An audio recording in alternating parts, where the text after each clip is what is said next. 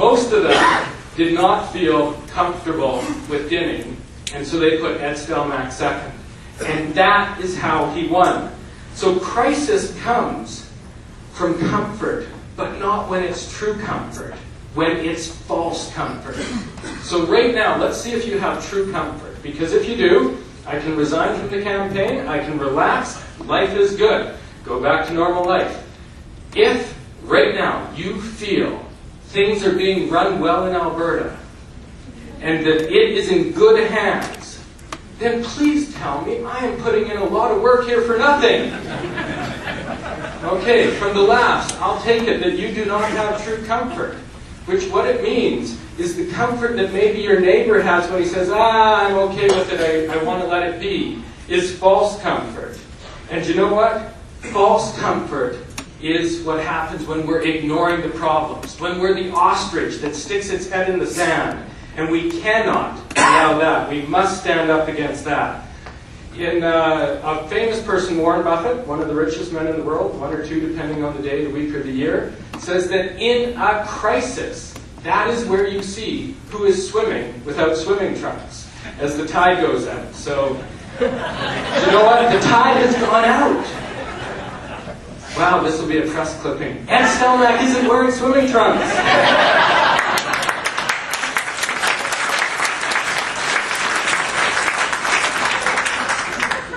Now, in today's world, you have heard this over and over, but it is true. The only constant is change. And between my commerce degree and my chiropractic degree, I went and taught English in Taiwan. And there they speak Mandarin.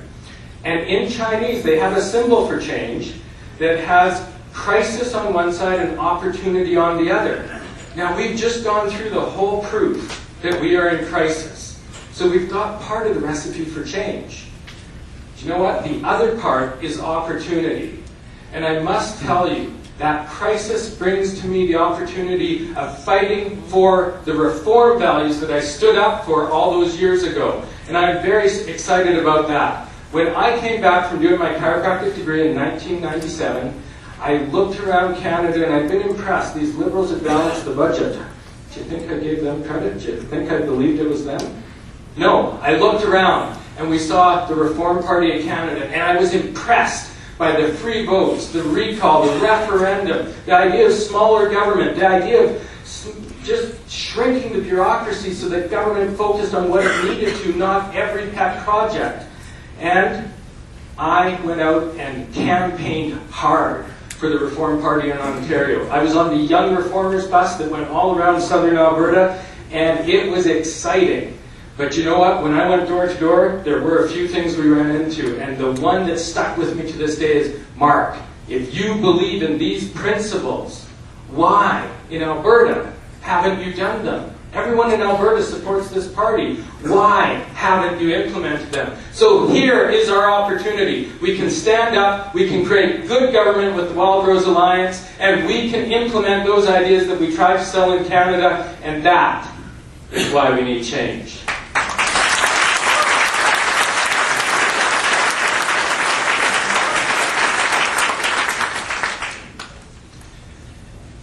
If deep down you feel we've had some positive improvements in healthcare, justice, federal relations, or democratic reform in the province, then I would once again say we've been in good hands. But those are some of the core things that we think we need to stand up for and change. Now, I am going to give 2 federal points here. And that is because one of the reasons we need strong government in Alberta is because when there is a Liberal government federally, we are often the whipping boy. So I will share just 2 quick stories. One is, first off, 1997 was a very good year for me, but a very bad year for everyone else in Canada. So first off, why it was a good year for me is that is the year my wife was born, and she is somewhere out here. But, sorry, 1977. And now you all know my wife's age. Okay, I better move on before I run out of time here. But the 2 things that happened in 77 is under Trudeau, they set up the Human Rights Commissions. And Ezra Levant can give a half-hour oratory on this. But the short thing is to go after people that we were fundamentally opposed to their ideas, but they weren't crossing over into criminal, so we couldn't pursue them in our justice system. We lowered the bar. And under the Human Rights Commission, if someone complains against you and they accept that complaint, they can come and search your home or place of business without court order. And so we need to stand up for freedom of speech, and we also need to stand up for property rights. The other story, though, same year, 77, Trudeau did a lot. He started the Court Challenges Program. And one of my policies is to eliminate special interest funding. And so an example of special interest funding would be in 77, Trudeau set aside money for the Court Challenges Program where they would give money to liberal groups that would then sue the federal government, the provincial government. How many times in the last 40 years have you heard your MLA or MP say, I'd like to do it, but the courts won't let us? So here's the thing. There are some things that, yes, are federal issues, but we need a strong government in Alberta that will stand up and fight against those.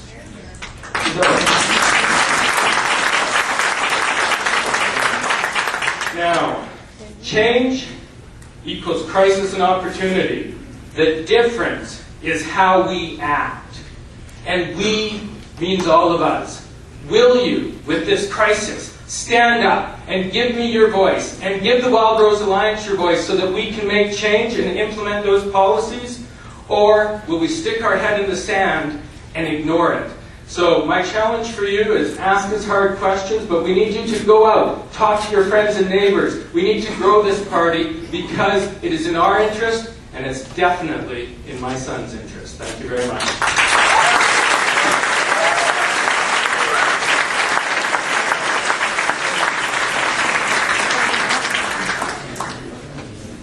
Thank you, Mark. So we'll get on to the question and answer now.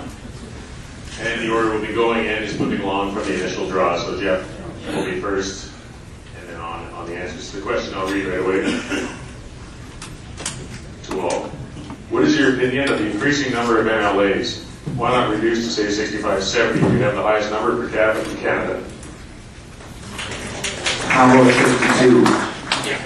52 is actually my objective. As far as I know, I'm the only candidate who addresses this issue, but I think we are one of the most overgoverned countries overgoverned provinces in this already dramatically overgoverned country. We have more MLAs per capita than any other jurisdiction in Canada, more per capita than the federal government has MPs, as a matter of fact.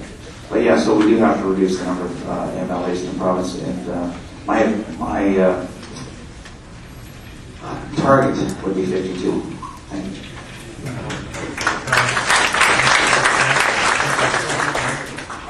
I actually support reducing the number as well. If you look federally, it's about 28 in Alberta, and they've covered their territory. As policy chair in Crowfoot constituency, which was Three Hills up to Canmore out to Oyen, I traveled all over that, and I wasn't even getting paid. Part of my resume is that what I've done has been volunteer-wise. So if volunteers can go do it, we could take maybe 2 MLAs for every federal seat. And I'm not trying to compete with you, Jeff, but that would make 48. Yeah, no, anyway.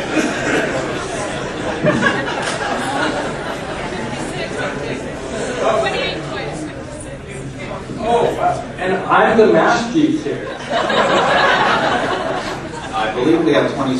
Well, okay, I'm thinking from the day we had 26 MLAs. I would use those.